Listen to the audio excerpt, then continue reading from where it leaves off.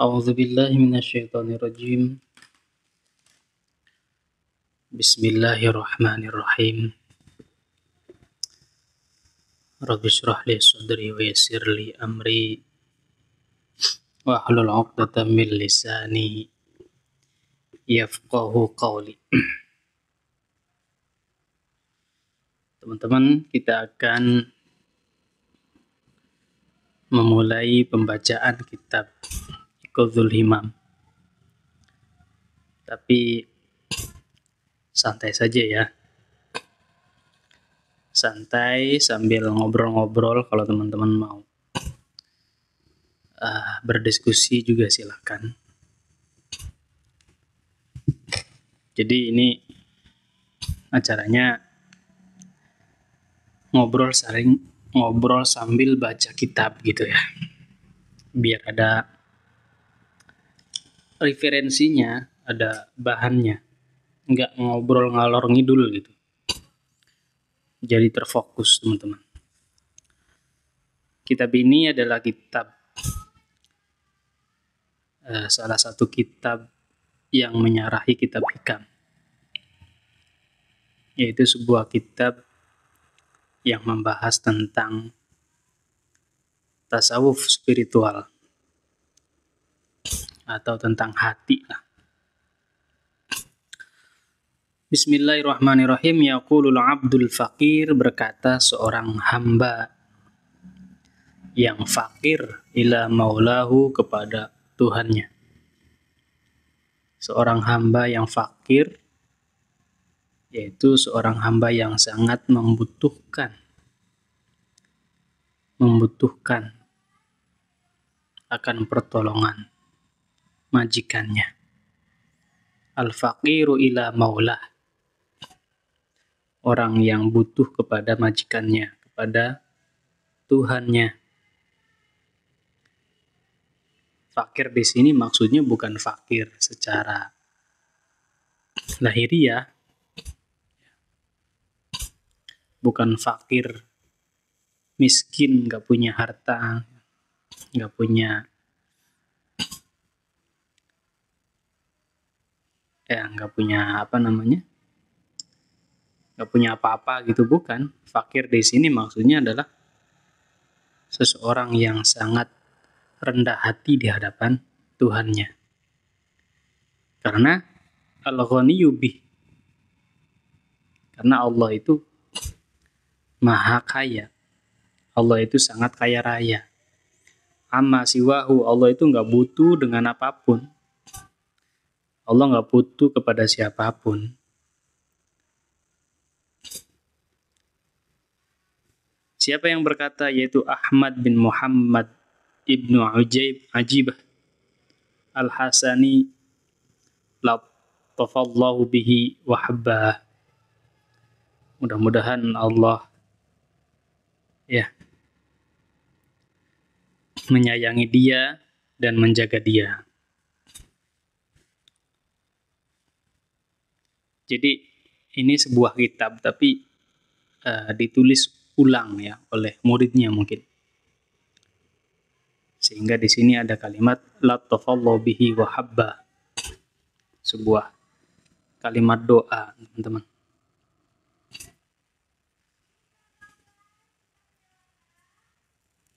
Selamat bergabung untuk teman-teman yang sudah bergabung. Inna awla ma uqida alaihil jinanu, bahwa yang pertama kali dikaitkan di dalam hati, apa yang terbesit di dalam hati, apa yang pertama kali terbesit di dalam hati, wa nataqat bihi al-sinatul fasahat wal bayan, dan diucapkan oleh lisan-lisan yang fasih dan jelas. Ya, pertama kali yang diucapkan itu biasanya wa khattat bihi aqlamul banan, dan yang pertama kali ditulis oleh pena-pena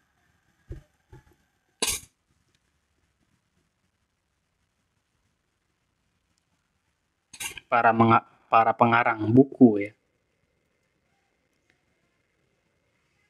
Apa? Yaitu Hamdul Fattahil Alimil Karim, yaitu memuji Allah yang maha membuka, yang maha mengetahui, dan yang maha mulia. Al-Mannan, dan yang banyak memberikan anugerah kepada hambanya. Alhamdulillah, yaitu ucapan Alhamdulillah. Itu adalah kalimat sakti, ya. Kalimat sakti Alhamdulillah itu sebuah ungkapan yang luar biasa. Sebuah ungkapan rasa syukur, ya. Sebuah pujian untuk mengawali apapun yang akan kita kerjakan. Tidak ada ucapan yang lebih baik daripada mengucapkan Alhamdulillah atau bersyukur kepada Allah. Jadi Alhamdulillah itu kalimat sakti, teman-teman. Kalau seandainya kita mampu mengamalkan kalimat Alhamdulillah, ya, setiap hari kita memuji Allah, dalam kondisi apapun kita selalu memuji Allah, dapat uang, nggak dapat uang, Alhamdulillah terus, ya. Nggak pernah, ya, berhenti untuk memuji Allah. Maka pasti Allah akan mendengarkan apa yang kita inginkan. Allah pasti akan mendengarkan apapun yang kita inginkan. Tapi syaratnya yaitu selalu hanya memuji Allah saja. Nggak pernah ngeluh. Jadi Alhamdulillah itu adalah kalimat sakti. Ya, mudah untuk diucapkan tapi sulit untuk dipraktekkan. Segala puji bagi Allah, Alladzi mala'a quluba awliyaihi bi mahabbati, yang telah mengisi hati para kekasihnya, memenuhi hati para kekasihnya dengan rasa cinta kepada Allah. Waqtassu arwahahum bisyuhudi azamatih, dan yang telah mengistimewakan ruh kekasihnya dengan diberikan syuhud, ya, diberikan penyaksian, diberikan kesaksian akan keagungan Allah. Wa hayya'a asrarahum lihamli a'ya'i ma'rifatih,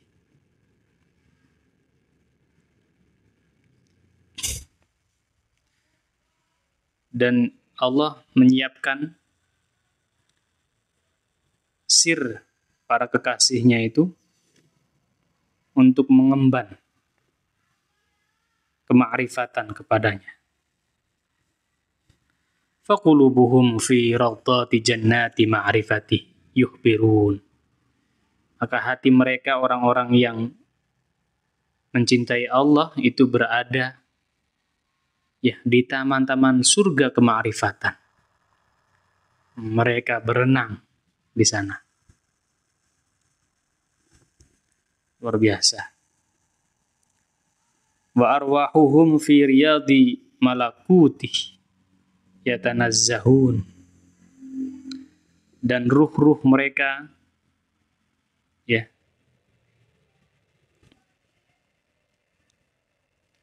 itu di halaman kerajaan Allah berhias, ya, mereka pada berhias. wa asrarahum fi bihari jabarutihi yusabbihun, dan batin mereka di lautan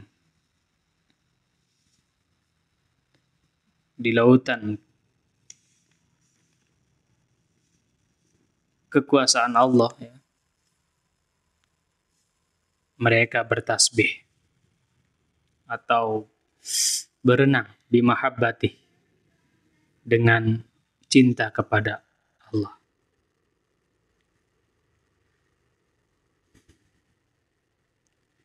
Fahum baina salikin wa majdzubin, mereka itu di antara dua bayangan, ya, seorang salik dan majdzub. Wa muhibbin wa mahbubin, dan mereka itu di antara seorang yang mencintai dan yang dicintai. Afnahum fi mahabbati dzatih,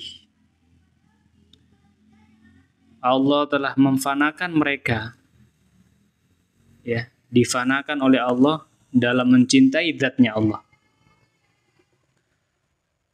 Wa abqahum bisyuhudi athari sifatih, dan mereka kekal dalam menyaksikan, ya, hasil dari sifat-sifatnya Allah. Wassalatu wassalamu ala sayyidina wa maulana Muhammadin. Sholawat dan salam, ya, semoga tercurahkan kepada pemimpin kita,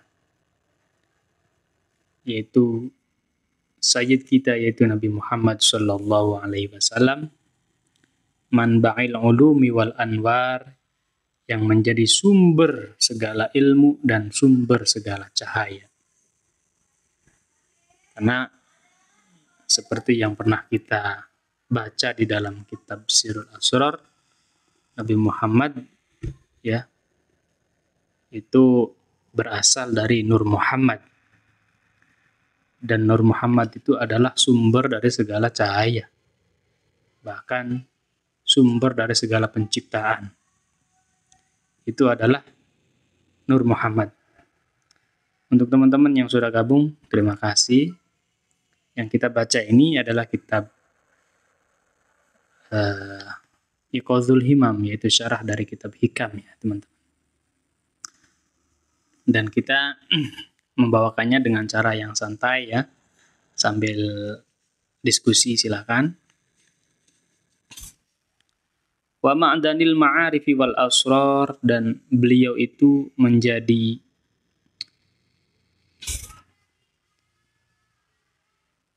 tempat kembalinya orang-orang yang ma'rifat, wal asrar, ya, dan orang-orang rahasia. Wa radhiyallahu ta'ala an ashabihi, dan mudah-mudahan Allah meridhoi para sahabatnya al-abrar yang terpilih. Wa ahli baitihil athhar, dan keluarganya yang suci-suci. Amma ba'du, setelah itu,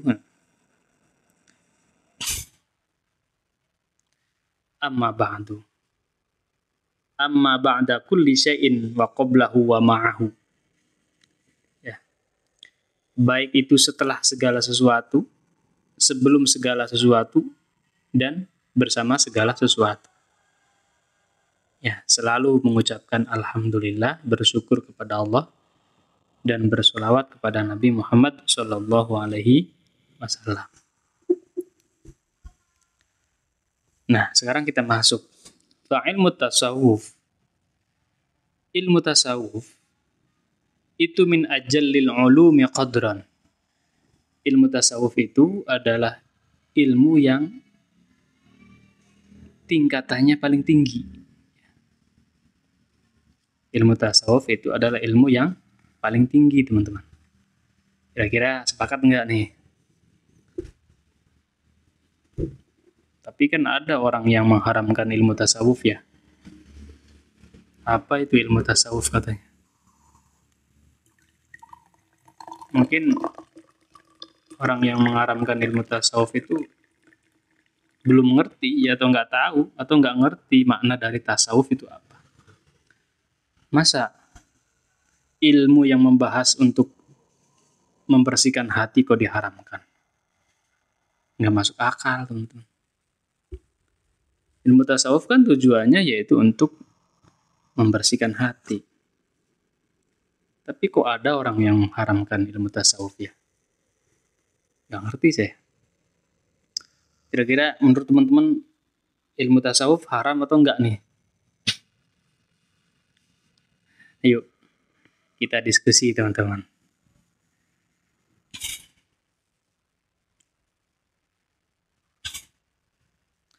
Atau karena bahasanya bahasa Arab, tasawuf. Karena bahasanya bahasa Arab, terus nggak ngerti artinya, sehingga kita gampang menyalahkan, gampang mengharamkan.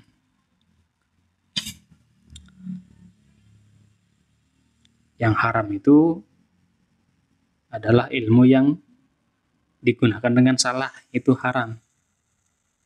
Ilmu apapun, ya, ilmu syariat digunakan dengan salah atau untuk kejahatan, ya haram. Apapun ilmunya. Bahkan kalau kita mempelajari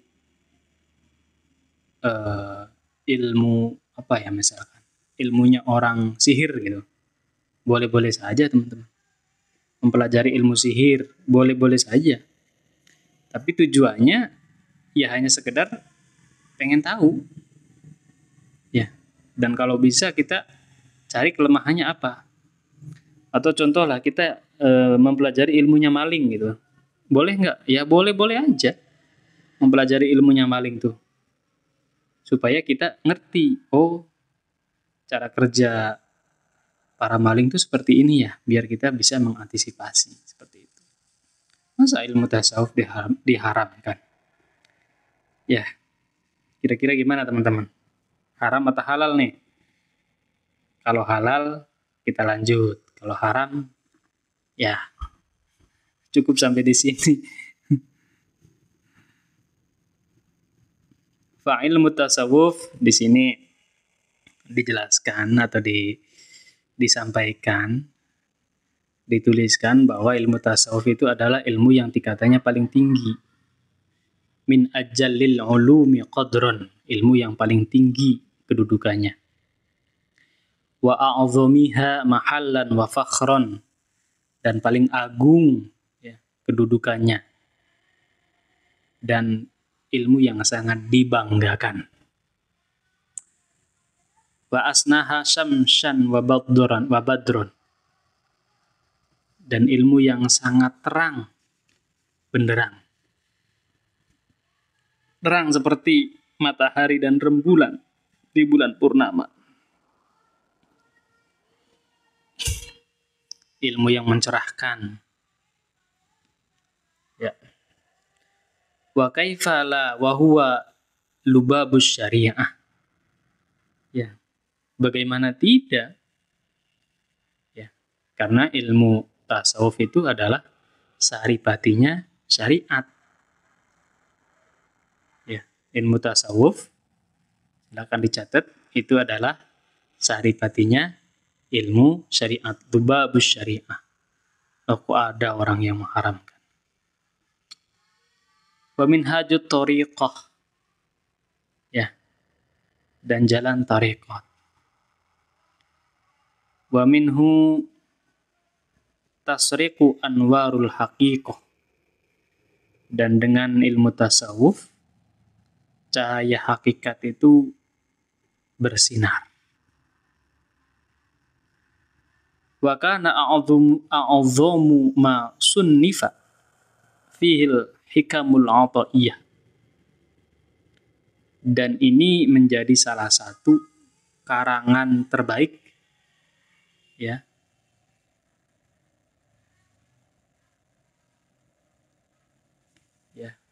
ini menjadi wa kana a'dhamu ma sunnifa fihi al-hikamul ata'iyah.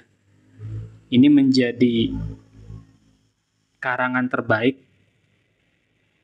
yang dilakukan oleh orang-orang yang banyak diberikan petunjuk atau diberikan kebijaksanaan oleh Allah. Allati hiya mawahibul laduniyah. Dan ilmu tasawuf ini menjadi sebuah pemberian yang langsung dari Allah. Pemberian dari Allah. Laduni itu pemberian yang langsung dari Allah. Ilmu laduni kan makanya istilahnya. Ilmu yang langsung diberikan oleh Allah. Wa asrarun robbaniyah. Ya, dan juga menjadi rahasia ketuhanan. Nataqat biha afkarun qudusiyah. Yang mana banyak dibicarakan oleh para filosof-filosof, para pemikir-pemikir yang hebat ya, yang besar-besar. Wa asrarun jabarutiyah, dan sebuah rahasia yang luar biasa. Walaqad sami'tu, dan aku, kata yang mengarang buku kitab ini, dan aku pernah mendengar. Saya pernah mendengar. Sini teman-teman. Syekhina Maulal Arabi radhiyallahu anhu, saya pernah mendengar guru dari guru kita, yaitu maha guru kita, yaitu Maulal Arabi. Mudah-mudahan Allah meridhoi beliau. Yaqulu, beliau pernah berkata. Kurang jelas ya. Gimana nih? Jauh. Yaqulu sami'tu al-faqih al-Banani. Beliau berkata, saya pernah mendengar al-faqih al-Banani yaqulu, beliau berkata, al-faqih al-Banani berkata, qadat hikamu bni Athaillah an takuna wahyan.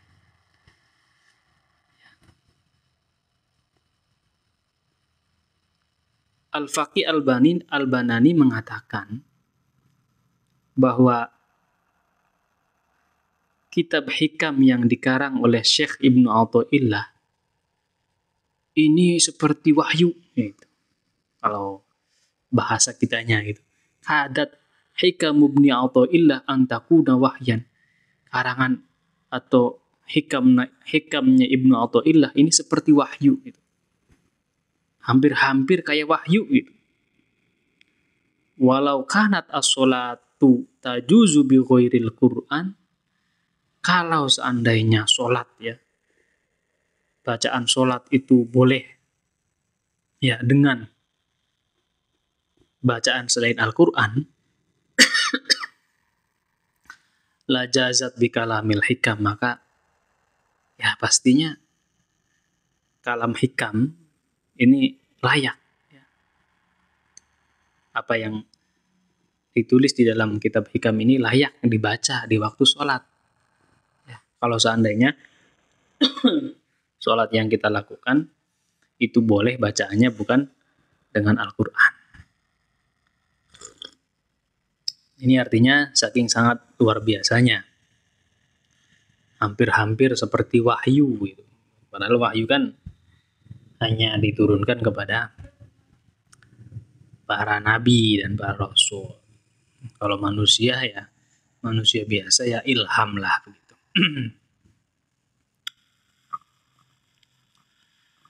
Walaqad talaba.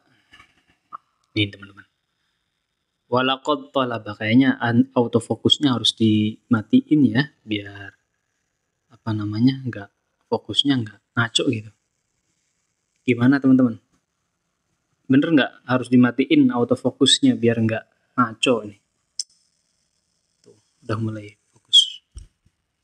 Ini walaqad talaba minni syekhuna al-arif al-wasil.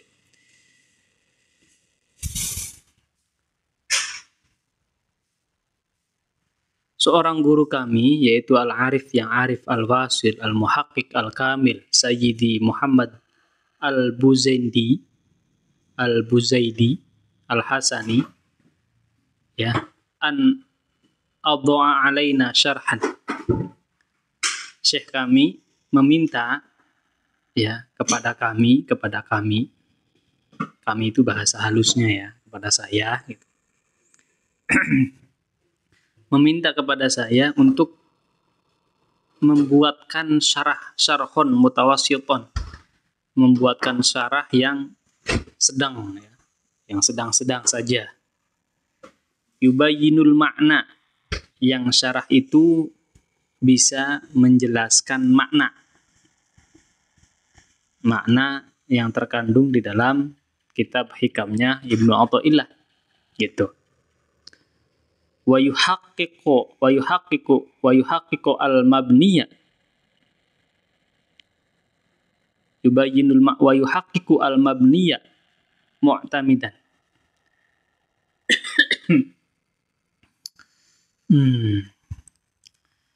Dan yang mampu, ya, menyatakan sebuah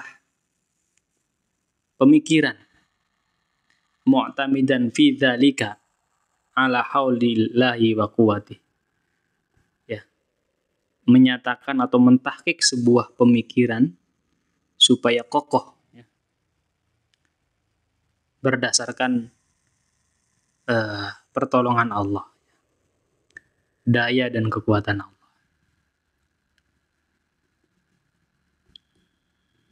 Wa ma yaftahillahu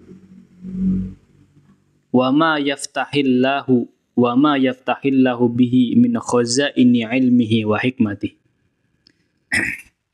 Dan berdasarkan apa yang akan dibukakan oleh Allah dari, ya, rahasia-rahasia ilmunya Allah dan hikmah-hikmahnya Allah. Au makana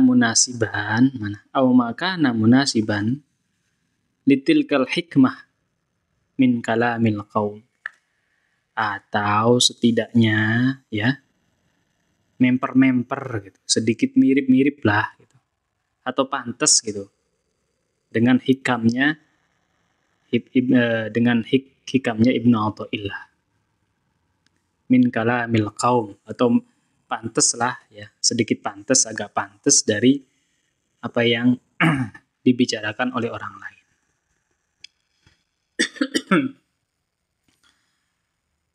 Fa'ajabtu tulbatahu,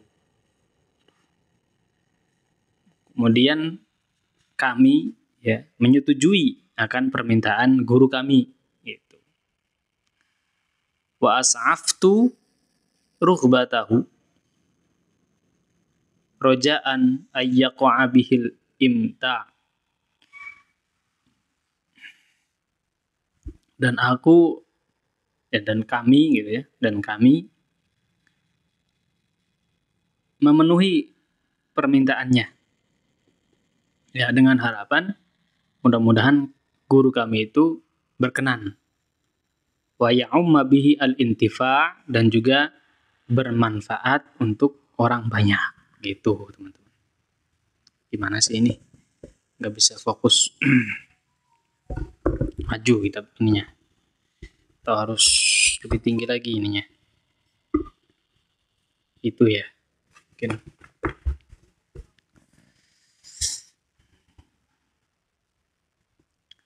Wa ma taufiqi illa billah, dan tidak ada pertolongan kecuali hanya dari Allah.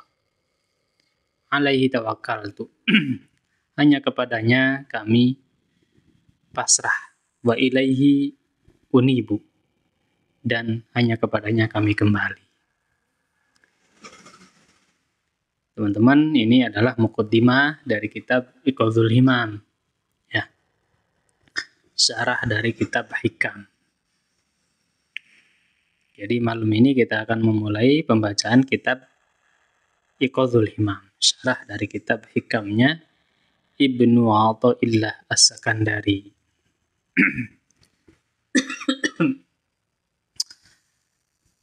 Kemudian Ibnu Ajibah mengatakan wasamaituhu, dan aku namakan karangan ini Iqazal Himami, yaitu dinamakan dengan kitab Iqazal Himam fi Syarahil Hikam, yaitu dalam rangka mensyarahi kitab Hikam. Ja'alahu Allahu khalisan liwajhi al-azim. Mudah-mudahan Allah menjadikan kitab ini sebuah niat tulus hanya untuk wajahnya yang agung. Bijahi nabiyina al-Mustafa al-Karim, juga dengan tuntunan Nabi kita, yaitu Nabi Muhammad al-Mustafa yang terpilih, al-Karim yang mulia. Alaihi afdhalus salat. Mudah-mudahan untuknya sholawat yang paling utama. Wa azkat taslim, dan keselamatan yang murni.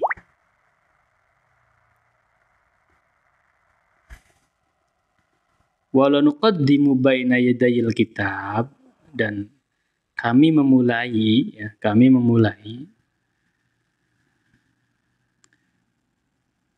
di antara permulaan kitab ini muqaddimataini, dua muqaddimah. Kami memulai karangan kitab ini dengan dua pembukaan, dua muqaddimah. Ahaduhuma, yang pertama, salah satunya, fi hadith tasawuf, yang akan menjelaskan tentang definisi tasawuf. Wa maudhu'ihi, dan juga apa targetnya ilmu tasawuf ini. Arahnya kemana? Wa wadhi'ihi, dan dasarnya apa? Sumbernya dari mana? Wa ismihi, dan namanya tasawuf ini apa? Makna kandungannya apa gitu? Maknanya namanya apa? Kenapa namanya tasawuf gitu? Artinya apa gitu? Wastimdadihi, dan juga dalil-dalilnya. Dari mana? Wa hukmi syari'i fihi, dan hukum syaraknya seperti apa? Hukum syariatnya bagaimana tentang ilmu tasawuf ini? Wa tasawwuri masailihi, dan juga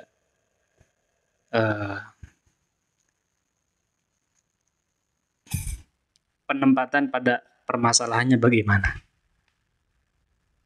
Wa fadilatihi, dan apa keutamaannya ilmu tasawuf ini? Wa nisbatihi wa thamratihi, dan nisbatnya kemana? Dan apa hasilnya? Buahnya apa ilmu tasawuf ini? Itu pembahasan atau muqaddimah awal. Wal muqaddimatu tsaniyah, kemudian muqaddimah yang kedua, yaitu fi tarjamati syekh, yaitu akan menerjemahkan atau menguraikan dari karangan Syekh Ibnu Athaillah itu. Wa dzakara mahasinihi, dan juga akan dijelaskan kehebatan-kehebatan dari Syekh ini. Oke, ini langsung masuk ke pembahasan teman-teman. Pembahasan muqaddimah maksudnya ya. Masuk ke muqaddimah. Seperti yang di awal saya singgung, jadi ini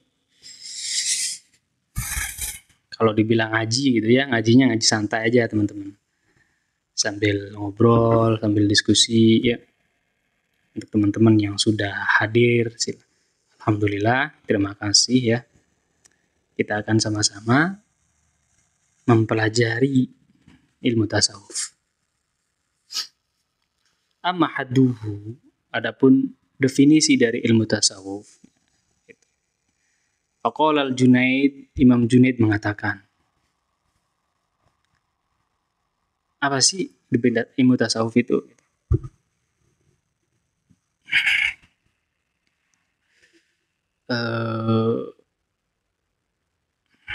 Garis besarnya gitu ya. Garis besarnya ilmu tasawuf itu apa sih? Imam Junaid mengatakan, huwa ayyumi taka al-haqqu anka. Yaitu ketika Allah ya mematikan dirimu. Ya, mematikan dirimu dari dirimu, ya.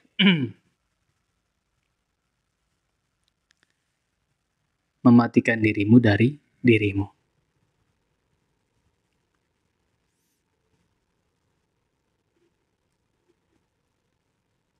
Ayyumi takal haqqu anka.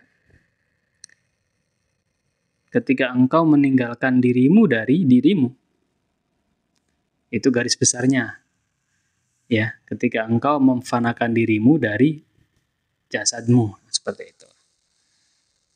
Wa yuhyiyaka bihi. Dan ketika Allah menghidupkan dirimu. Wa qala aidon, dan Imam Junaid juga berkata pada kesempatan yang lain, antakuna ma'allahi bila alaqatin. Orang yang belajar ilmu tasawuf yaitu orang yang bertujuan atau supaya dia selalu bersama Allah, ya, selalu bersama Allah, dimanapun selalu bersama Allah, tanpa ada perantara, ya, selalu bersama Allah dengan tidak ada perantara apapun, tidak ada sekat, ya, dia selalu bersama Allah, tidak ada sekat, tanpa sekat. Wakila, dan dikatakan ad-dukhulu fi kulli khuluqin saniyyin. Ada yang mengatakan ilmu tasawuf itu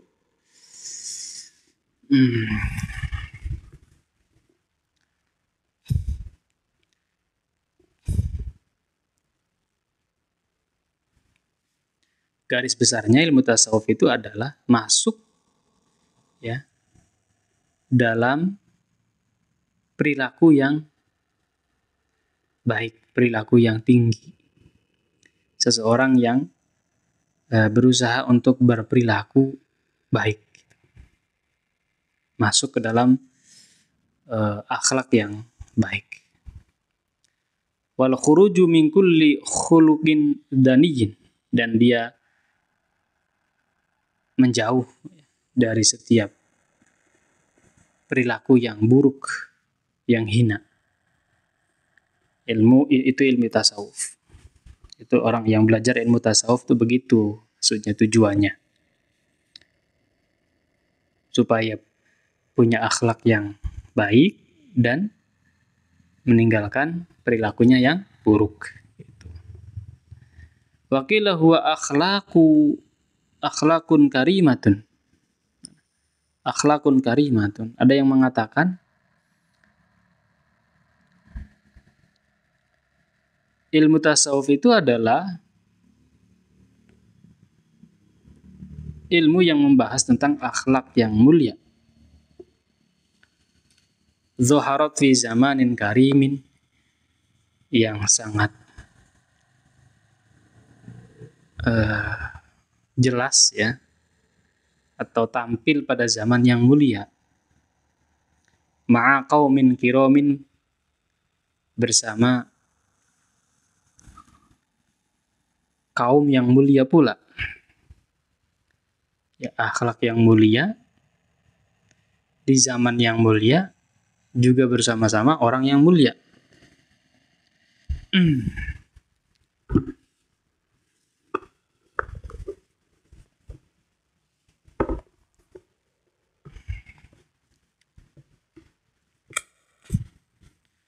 Mana tadi?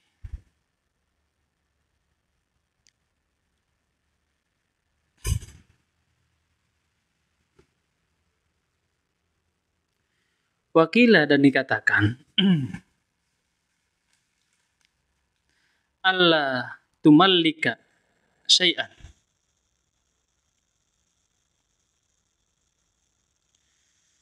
Ilmu tasawuf itu pengertiannya adalah supaya engkau tidak memiliki sesuatu. Tidak memiliki sesuatu. Tidak memasukkan apapun ke dalam hati. Wala yumallikaka syai'un, dan engkau tidak dikuasai oleh sesuatu. Ya. Tidak menyimpan sesuatu, ya. Tidak menguasai sesuatu, dan tidak dikuasai oleh sesuatu. Artinya orang yang belajar tasawuf itu orang yang sedang belajar menjadi dirinya yang merdeka. Sedang belajar untuk menjadi manusia yang merdeka.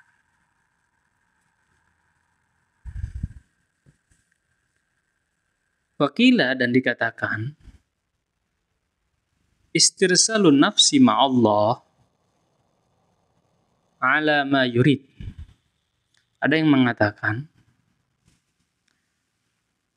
belajar tasawuf itu artinya ya melepaskan nafsu. Melepaskan nafsu supaya dia nurut dengan apapun yang diinginkan oleh Allah. Itu teman-teman. Itu pengertiannya tasawuf. Banyak sekali ya pengertiannya. Wakila dan dikatakan at-tasawwufu mabniyun ala thalathi khisalin. Ada yang mengatakan bahwa kata-kata tasawuf, ilmu tasawuf itu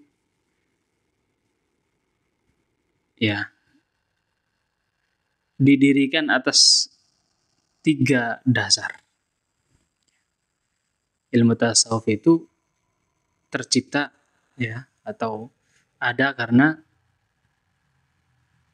berdasarkan tiga hal.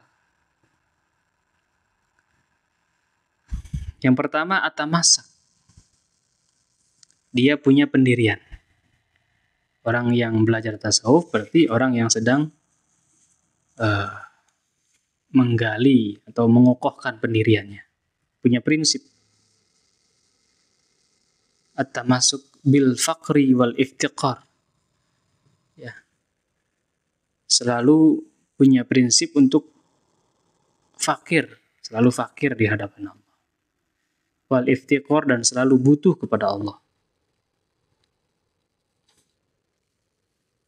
Fakir kepada Allah, bukan fakir dunia ya, tapi fakir selalu merasa butuh kepada Allah.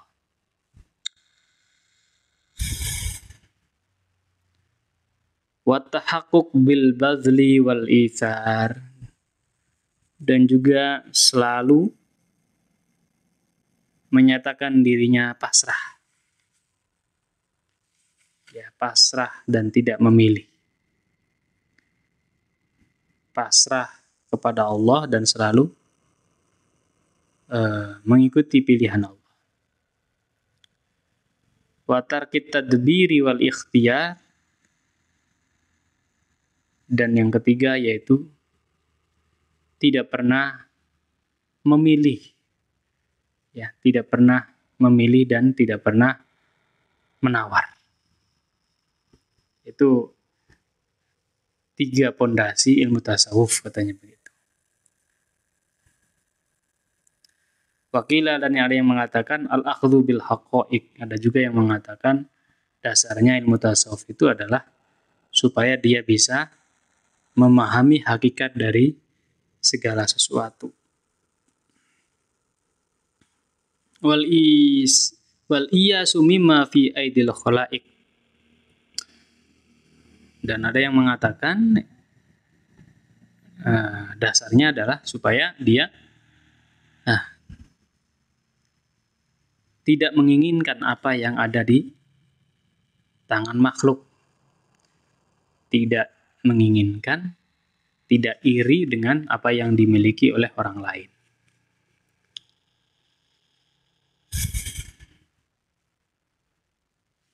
Banyak ya teman-teman istilah-istilahnya. Berapa menit ini?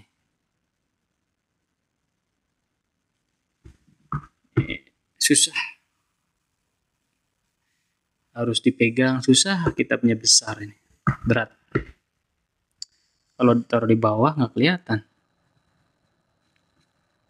Mana tadi?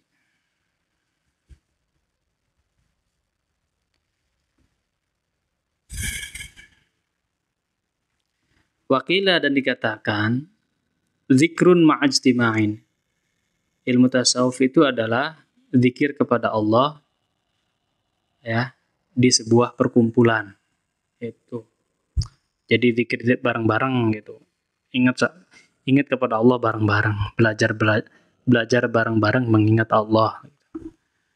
Wa wujdin ma'astima'in, dan juga dapat menemukan sesuatu dengan mendengarkan, dapat inspirasi ya.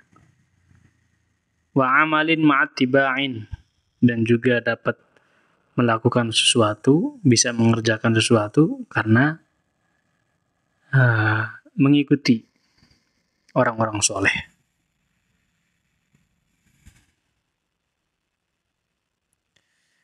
Wakila dan dikatakan al-inakhatu ala babil habib. Ada yang mengatakan ilmu tasawuf itu ya kita menunggu di depan pintu sang kekasih. Wa in turida, meskipun dia ditolak. Meskipun ditolak tetap dia menunggu sang kekasih, setia. Jadi dengan kata lain, orang yang belajar tasawuf itu orang yang belajar setia hanya kepada Allah. Artinya kalau seandainya dia berdoa kemudian belum dikabul sama Allah, itu tetap aja dia nggak pernah berpindah tempat, tetap di situ, hanya mengetuk pintunya Allah saja, tidak berpaling kepada pintu yang lain. Wakila sofwatul qurbi, ada yang mengatakan ilmu tasawuf itu adalah ilmu yang untuk membersihkan kedekatan dengan Tuhan. Ya, tidak punya tujuan lain. Tidak ada udang di balik batu. Ya, murni karena pengen dekat sama Allah. Ba'da qudratil bu'di, ba'da qadratil bu'di, setelah dia itu merasa jauh dari Allah. Dia pengen dekat sama Allah. Wakila dan dikatakan al-julusu ma'allah, ilmu tasawuf, belajar ilmu tasawuf itu sama seperti dia sedang duduk bersama Allah.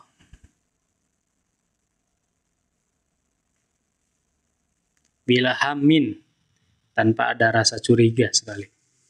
Tanpa ada rasa curiga sedikit pun. Wakila dan dikatakan huwal ismatu an ru'yatil kaun. Ada yang mengatakan belajar tasawuf itu ya dalam rangka menjaga dirinya dari selalu melihat makhluk, ya, melihat fisik. Ya. Dijaga supaya tidak terfokus pandangannya pada yang fisik. Gitu. Panjang ya teman-teman.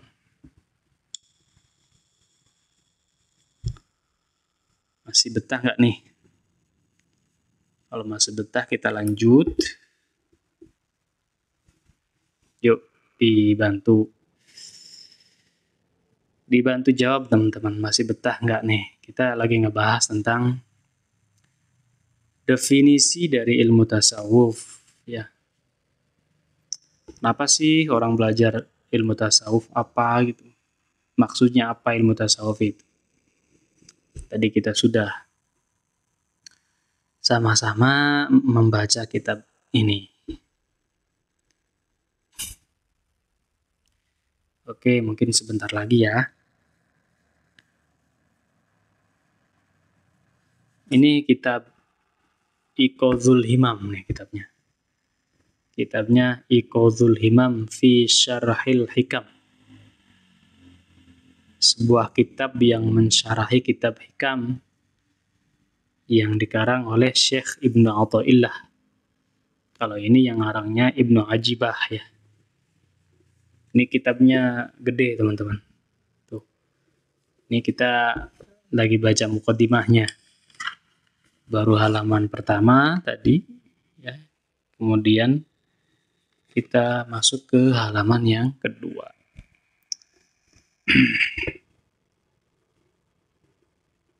Oke, sebentar lagi ya karena waktunya juga sudah malam. Kita lanjut ya. Wasufiyu as-shadiq, dan ciri-ciri seorang sufi yang jujur, seorang sufi yang benar, ciri-cirinya. Tadi kita membahas tentang definisi sufi, tasawuf. Nah, sekarang ciri-cirinya orang sufi itu seperti apa? Ciri-ciri orang sufi yang benar, yang tulen, yang jujur. Bukan sufi-sufi palsu ya. Apa ciri-cirinya? Alamatuhu, ciri-cirinya adalah ayyaftaqiru ba'dal ghina.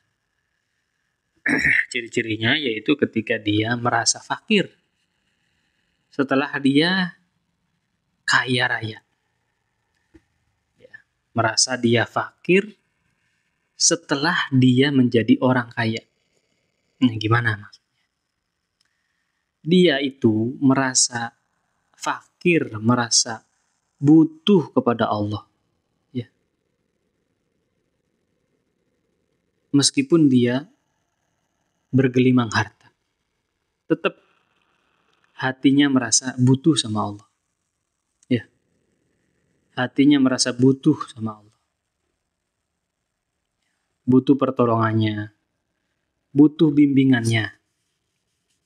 Ya. Jadi yang tadinya dia itu seolah-olah ya dalam hatinya nggak membutuhkan Allah, setelah jadi orang sufi, berbalik. Ya, dia benar-benar butuh sama Allah. Itu setelah dia tidak pengen dekat sama Allah, dia pengen dekat sama Allah. Setelah dia mengesampingkan Allah, dia mengutamakan Allah, begitu.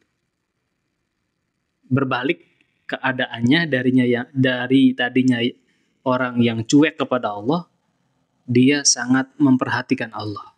Gitu.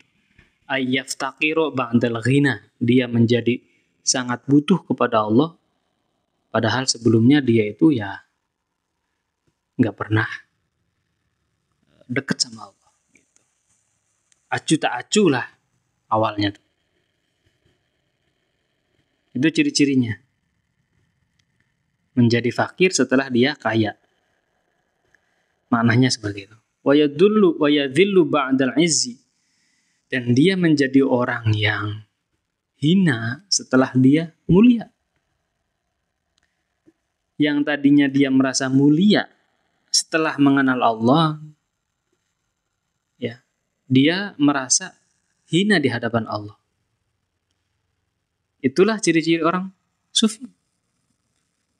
Sebelumnya dia merasa mulia di hadapan manusia, ya, orang terpandang, orang yang dihormati, punya jabatan, punya kedudukan, punya wibawa, punya pengaruh, menjadi tokoh, ya, dihormati orang. Ya, semua orang yang ada di kampungnya itu menghormati dia, ditokohkan gitu. Tapi setelah dia mengenal Allah, dia merasa hina di hadapan Allah. Ya, ternyata saya ini orang yang hina. Saya ini nggak bisa apa-apa. Itu ciri-cirinya seorang sufi. Berarti dia orang sufi. bukan semakin malah kebesar kepala ya. Kalau semakin besar kepala, merasa paling hebat, merasa paling pinter, merasa paling benar, wah itu kebalik berarti teman-teman. Jadi semakin dia mengenal Tuhan, maka semakin dia rendah hati. Ya, semakin dia rendah hati. Ya, semakin merunduk. Ya, bukan semakin ngedengak ya kepalanya.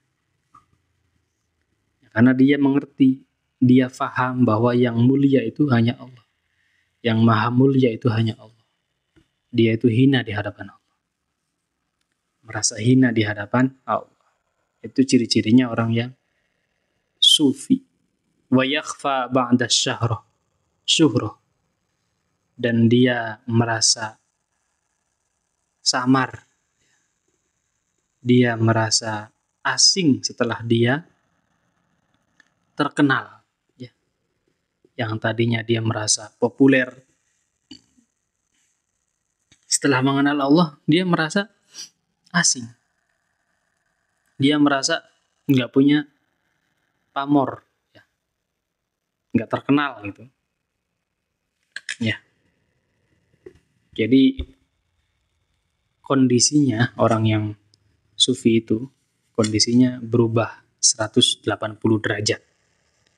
Ya. Ya teman-teman kalau ngebalik foto kan 80 derajat, 180 derajat yang tadinya kepalanya di atas dibalik berarti jadi di bawah gitu. Jadi bener-bener perubahan yang total ya, perubahan drastis. Itu ciri-cirinya orang sufi yang bener, orang sufi yang tulen.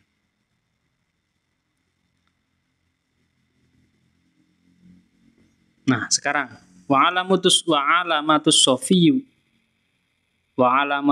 sufiyu al-kadzib.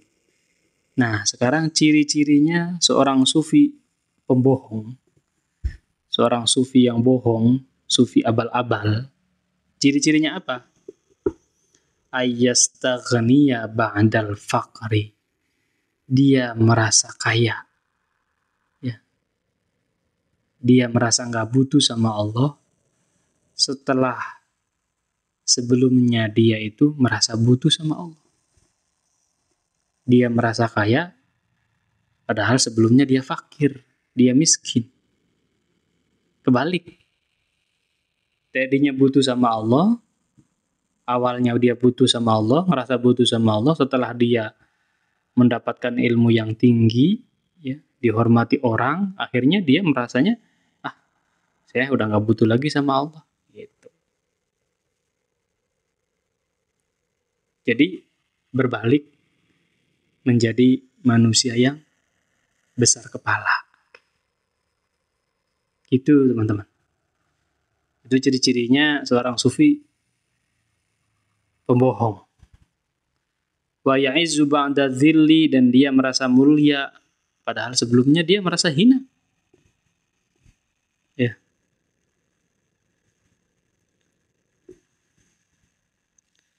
Merasa mulia sebelumnya dia merasa hina.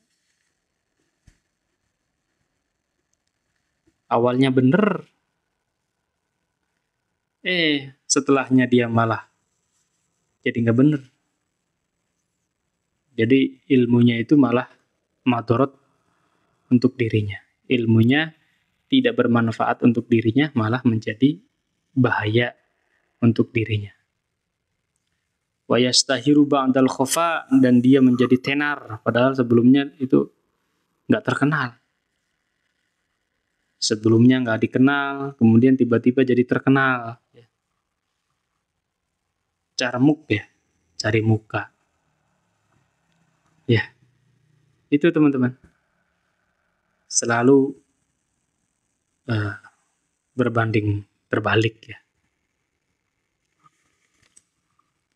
Qalahu Abu Hamzah al-Baghdadi. Yang mengatakan seperti itu adalah Abu Hamzah al-Baghdadi.